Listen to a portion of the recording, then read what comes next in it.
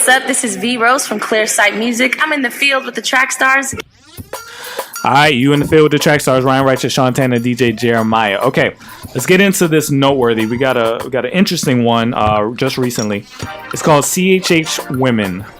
I believe it says new artist. I'm not sure what that means. All right. It says, what's good, Trackstarz? I don't really know how to start, so I'm going to just flow with the story.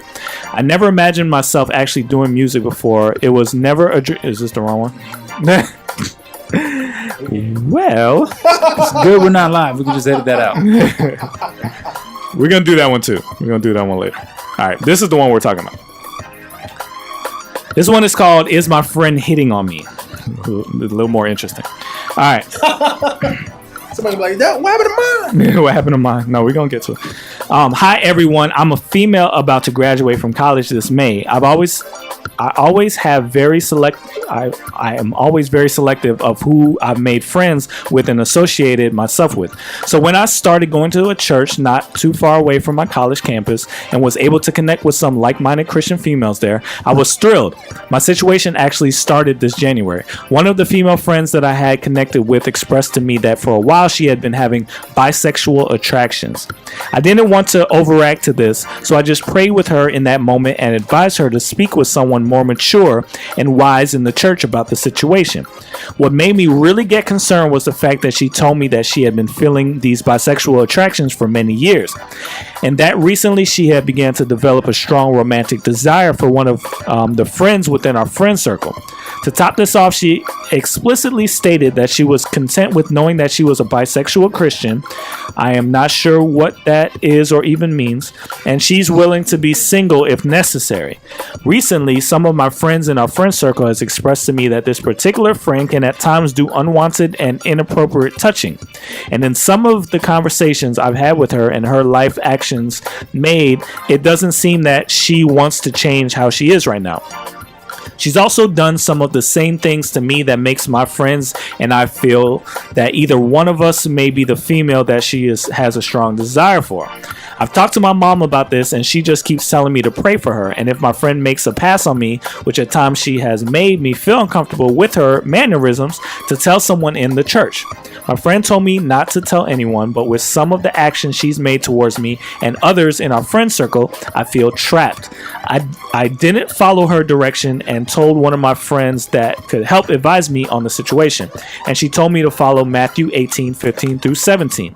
Should I tell someone in the church like the pastor? Should I cut her off completely, or should I act like nothing is happening?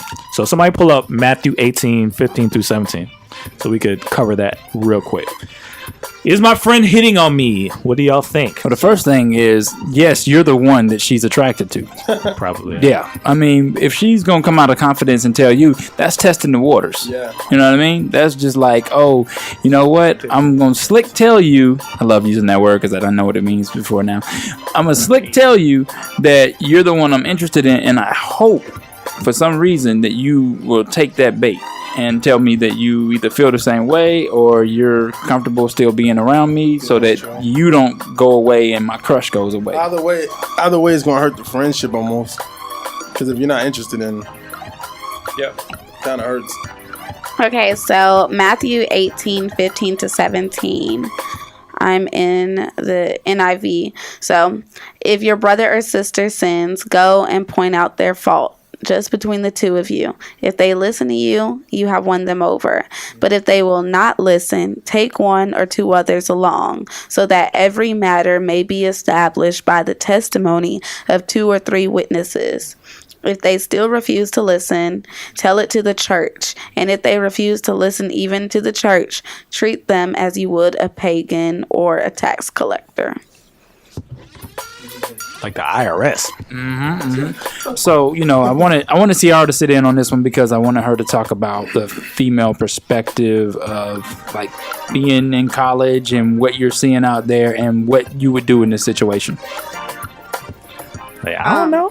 I know. I've never felt like I had friends that were hitting on me. I have a friend who recently came out to me about being lesbian, but she doesn't hit on me, so I don't know.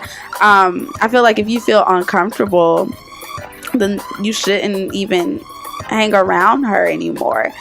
I don't, whether she was gay or, you know, anybody, if they make you feel uncomfortable, that's even a guy, if you feel uncomfortable around a guy friend who's touching on you or talking to you, like, you might want to distance yourself. So that's a good point. There's two really difficult subjects in here. The whole thing about she just believes she's a bisexual Christian. The other one is the whole treat them like a non-believer after you take it to the church. Yeah. What does that mean, and how does that actually work in real life? You got something, Trey? Come on. You can't wave your hand when you got no microphone. Come on, sit over here. Come on around. We can wait. Well, we got time now, right? I'm just to touch the bisexual Christian. That sounds more like. Is that more like I can do me and be a Christian? Is that, or is that I'm still a Christian, but I'm attracted to a woman and a man? Here's what I've heard on that before. Oh, I'm sorry. Go ahead. Basically, going on to the subject where it talks about treating them as a non-believer, it basically is referring to that. Basically, how one is not necessarily shunned, but you realize, but there is a clear line that you are outside of the bounds of the family of Christ, for at least for a little while. Where it's like, for a non-believer, there's certain relationship bounds that you're not going to go to. Gotcha. As a believer. Those bounds are replaced when you go that far. So it's like, basically, I got to re-evangelize you, so I treat you as a non-believer in that format. Is it fair? Is it fair? It's in the word, so I can't really say nothing about that. Okay, so one of the things that she asked the question of, should I tell somebody? Should I not do anything? And should I stop being friends? Those are the three questions she asked. Well, I think her mom was on the right track. The first thing is, if it's really a problem, well, you already can talk to her because she thinks she's a bisexual Christian. That gives you license to talk to her about it, you know, because if she wasn't a Christian, then you pretty much leave her alone. I mean, it's her business. But if she says she's a Christian, now you're talking to her as a sister. Yeah. So I think Trey really laid it out pretty nicely. The way I think the Bible is saying to do it is, she's calling herself a bisexual Christian, so she's claiming to be a Christian. So you treat her like you would a Christian, a sister. A sister, you go to them and you tell them, hey, what you're doing is wrong. All right? If they don't listen, then you tell somebody at the church, hey, this person is doing something wrong. Can you please talk to them? Then you take them in front of the entire church. Hey, this lady is doing something wrong. If they don't listen, then you treat them like somebody you would need to evangelize to. If somebody you would need to evangelize to, you don't necessarily talk about them being wrong first. And I think this is where we get confused. Your first responsibility with somebody who is not a Christian is not harping on them being gay or harping on them doing this or that. The first priority is, do you know who Jesus is? Because this could be a sign that they don't really have a relationship with Jesus, that they're this confused about this issue. So I think that the way you spoke about it is a really, it's not like you're shunning them or treating them like, oh, forget you. It's more of, okay, now I know how I need to talk to you. Yeah. Now Jesus is the primary thing that we need to always talk about. Right. Because I know Jesus can fix this in your heart. I can't do it. You see what I'm saying? Yep. So I think the reason that doesn't make sense to a lot of people is because we tend to, in our music and just in general, we tend to yell at people who are not Christians. We tend to yell at them about behaviors instead of talking to them about Christ. Yeah. Even if our yelling at them worked and they stopped being homosexual and they stopped lying and they stopped cheating and stopped having sex before marriage, that does not mean they're going to heaven. Sometimes we try and treat the symptoms before we fix the actual problem that they're actually having. Their real problem is a relationship break with Jesus Christ. Yeah. That has to be prominent. But if they're already a Christian, then you can deal with behavior. Because you've already identified yourself as a follower of Christ. So now there's Jesus thing should be out of the way now. Yeah. Now we're dealing with behaviors. But if they continue to represent themselves this way, this is a sign that they may not be a Christian. Mm-hmm. So now you got to go back to the drawing board. do you know who Jesus is? Do you know what he did for your life? Do you know what that means? Do you know what following him means? Because who cares what she's doing if she doesn't know Jesus? You see what I'm saying? Yeah. But what happens when you struggle with the attraction, right? Because that's the problem. I think that she's saying that she's struggling with that, and so she's like, well, maybe I'm just supposed to deal with that. Maybe I'm supposed to admit that I'm just a bisexual Christian. And I think that's where she's going. She's basically saying, I'm willing to be single if necessary. I just know that I'm a bisexual Christian. This is where I have a big problem, and I know the world laughs at this idea because I just saw it. I went to a screening of a movie called I Am Michael, where the premise of the movie was it was a guy who was gay, and he converted and became a pastor. Wow.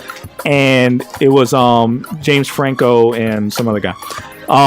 Anyway, so you see the transition, and the movie took a very non-biased approach at it, and they kind of tried their best to stay down the middle and not try and say he was wrong or right. It leaned more to that he was wrong, but whatever. I think the big thing he kept saying in the movie was, I don't believe that you are gay or straight. I believe that you have temptations or desires that need to be dealt with, but you don't become the thing that you're tempted by. Yeah. And that's something I believe. I don't believe this whole I'm a bisexual Christian. No, you're a Christian that is tempted to sin in this specific way. You didn't become the thing all of a sudden. It doesn't make you homosexual just because you're tempted to do something. So I just think we've gotten confused because of Born This Way by Lady Gaga and people claiming that this is genetic and all this kind of stuff, that we've gotten confused to think that you are what you do.